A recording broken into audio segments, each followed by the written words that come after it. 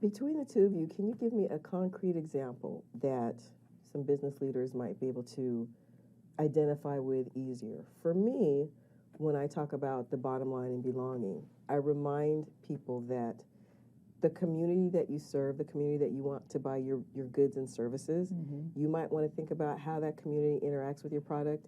And to get that thought, you have to have that representation at the table to impact the bottom line and expand your market share. Absolutely. How else can we help deliver that message? Because my concern is leaders still see that the two do not go hand in hand, that either I make sure my people feel good or I'm hitting the numbers, but they really do go together. Yeah, I think it really just depends on what you even consider to be the bottom line. I mean, when I look at bottom line, there's economics and there's performance.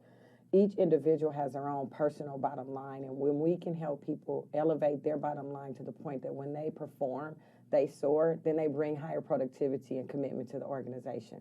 And then there's organizational bottom line that's tied to the net income of the organization. So I think that the investment in your people when it comes to belonging is about bringing people to the table, consistent with what you said, that can cover your blind spots, but most importantly, that can penetrate marketplaces, to your point, that you can't, that can entree into conversations that you can't, that can bring opportunities to the organization that you can't. So there's an expansion of knowledge base, of sales, revenue, and net income that belonging and diversity brings to the table. But it starts with the individual.